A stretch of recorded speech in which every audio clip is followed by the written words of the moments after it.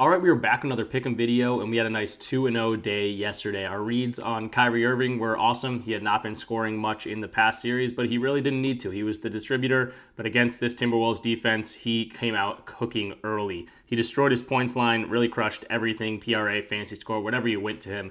Kyrie was a no-sweat bet yesterday. And then Anthony Edwards didn't shoot as well as I thought he might, 6 of 16, looked tired out there. They kept saying it on the broadcast. But like we saw last time, he did grab 11 rebounds and dished out 8 assists, added into 2 steals, got over his fantasy score. So nice little 2-0 sweep yesterday. If you hear me like sniffling and everything like that, I think my allergies are finally catching up to me. But excited about Game 2, Celtics Pacers. We got some fast-paced offense to look forward to, and it's a good day for some overs. So before we jump into things, definitely want to say subscribe if you are new. We rip out daily content like this each and every day. Leave the video a like and comment something down below. It's just going to tell YouTube push this thing out there a little bit more. If you won some money yesterday, I want to hear it down below as well. So let's jump right into the picks, but I want to show it on the screen. Put this out in the Discord, just a little 2-man, also threw it into a 4-man, but Bayo for the Red Sox ended up pitching better than I expected, even though he gave up 3 quick runs in the second inning.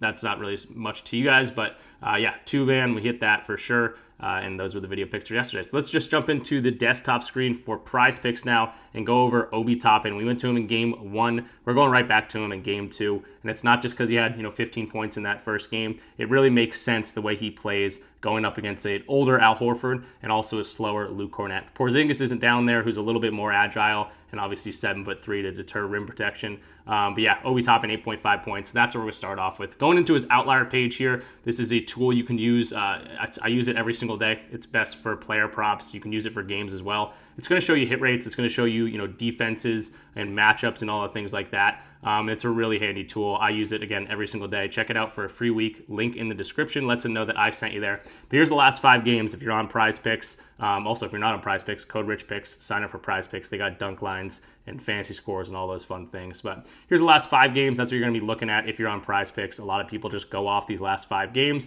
So you might say, oh, yeah, this was pretty good. He had a good game, but only averaging 10, missed a few of these games, whatever it might be. But we break it down a little bit, more over here, of course. Take a step back, look at the last 10 games. He's been scoring really well in the playoffs. Obviously, some hit or miss games in these Knicks series. But against the Celtics team, the Knicks play really slow. The Celtics play fast, and they seemed pretty comfortable playing fast yesterday. Obi Toppin did have a few fast break points as well. So that's something I'm definitely, considering in this play. But he also just took advantage of that Al Horford matchup. So nice hit rate the last 10 games. If you want to look at the last 20 games, he's really been hitting this 75% of the time. And he's definitely, due for a few games in a row here after 50-50 the past 6 games. Against the Celtics, too. The Knicks team is a different defensive beast. Celtics are supposed to be a pretty good defensive team, but they've decided to focus more on offense, really, since Ime Udoka left town. And especially with no Porzingis, it takes a big hit. Head-to-head here, Obi Toppin, all 6 games this year they've played, he's really crushed this line, hasn't really gotten close.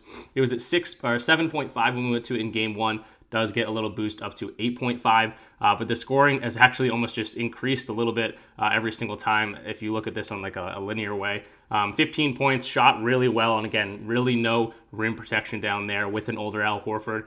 Luke Cornett can definitely get some blocks or 2, but again, a little bit slower, and Obi Toppin can attack that rim and also step back, hit that mid-range jumper, which the Pacers were attacking Al Horford every single time they wanted to, and he can hit that shot as well, and he can step back and hit a 3. Got to the free throw line twice, knocked those both down, so if you're looking at his volume, again, stayed around 8 where he has been against the Celtics all throughout the season, and shot 6-8. So yes, hats off to him. I'm not expecting 15 points today. If he does that, that's awesome, but we just need 9 from him today, and I do like that. If you want to look at his points and rebounds, I don't love his rebound potential in this series. That's something we've gone to in the past. But I'm really just sticking to points, keeping it simple, and the head-to-head matchup here is everything we need to see. And again, looking at the game, watching what happened, he sometimes sits in that dunker spot, and Siakam and Halliburton and McConnell can definitely find him sometimes, but he can also step back, take advantage of Al Horford, and drop coverage and take that shot over him.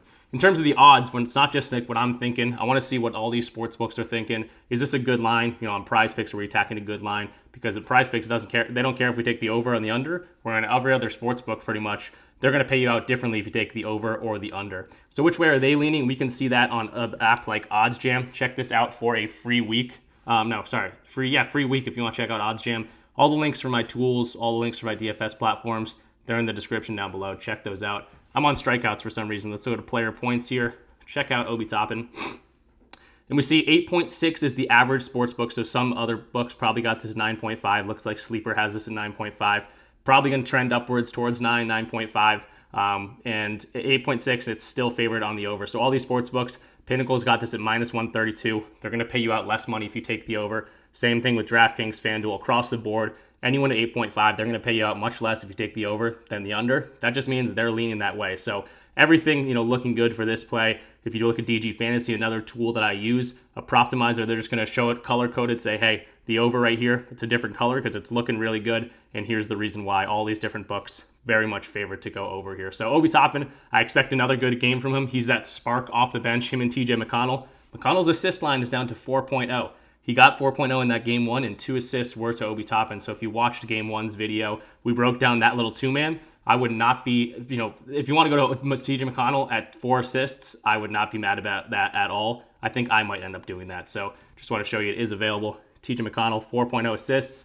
This is a little two-man we did yesterday. It correlates pretty well. So if you want to sprinkle in TJ there, don't mind that at all. But Obi Toppin, 8.5 points, going to be our first play. And then moving along to the next play of the video, it's going to be Drew Holiday, 13.5 points. Unlike yesterday, we went to 2 superstars, kind of scared of some foul trouble, not really relying on the role players. In this series, I really do like the role players. I think the Pacers bench is going to give them that spark to keep them in the games, and I think that Drew Holiday is stepping up at the right time. Derek White kind of was the guy in the beginning of the series, of the playoffs, but Drew Holiday is really finding his footing. His shots are starting to fall, and especially without Porzingis, he is taking on a little bit more of the offensive load. So really liking Drew Holiday, 13.5 points. He's coming off a 28-point performance in game one. We need half of that to get over in game two here. So let's take a look at his outlier page. I like his rebounds here. That's why I was looking at that. You see the head-to-head. He's been rebounding. He also just rebounds really well in general, especially in the playoffs. So if you want to go to his 5.5 rebounds, I don't mind that at all. Maybe take that on a sports book or something. But his points right here at 13.5, we can see the last 3 matchups against the Pacers. These are all head-to-head against the Pacers, scoring really well, 21, 17, and 28. You see the minutes, 48 minutes. Obviously, overtime helped out a little bit last game, but his minutes are absolutely up against this team. It's a fast-paced team like we've talked about, and there's going to be a decent amount of scoring. Doesn't matter. Tatum had 34 points in game one.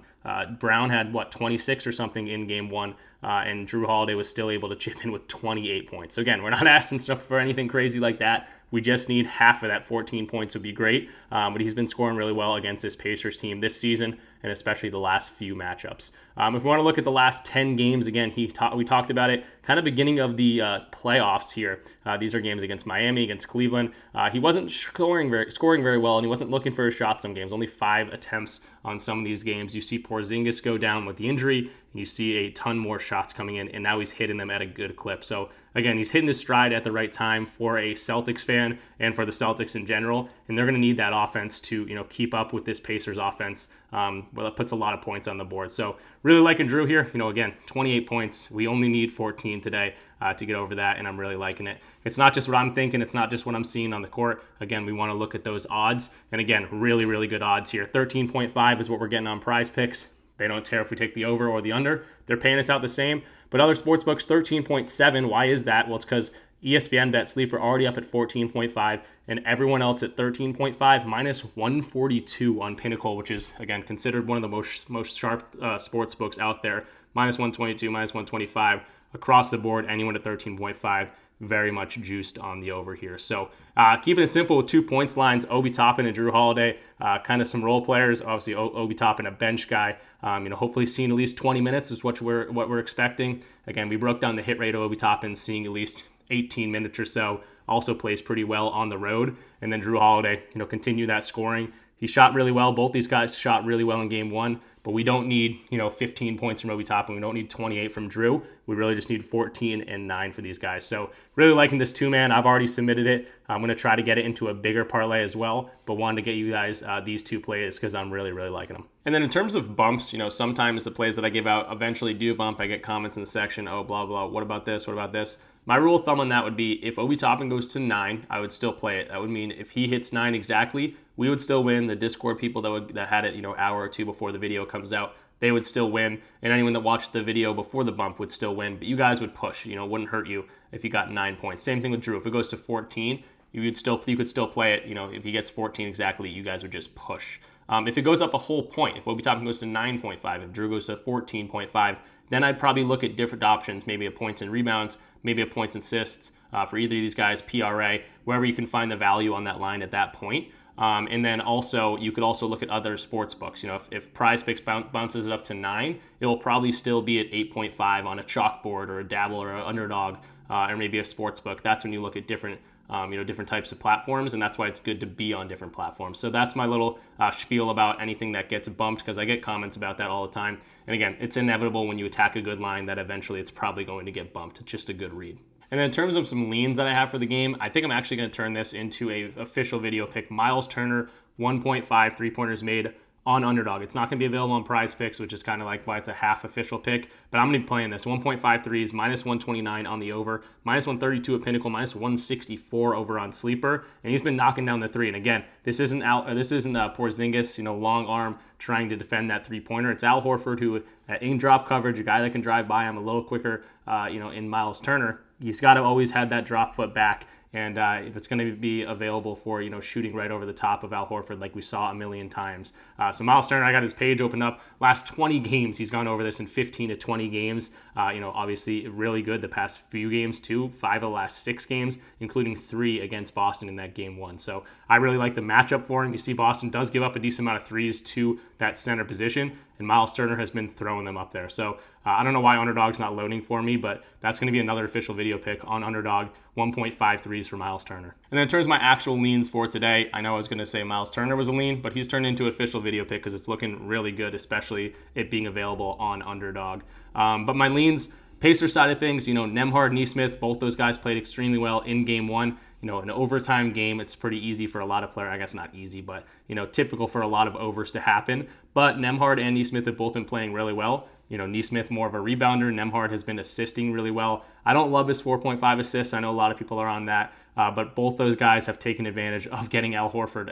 Again, they just go at him every single time in the drop coverage, having him, backpedal, and then they just shoot right over him because he's not going to get to that shot.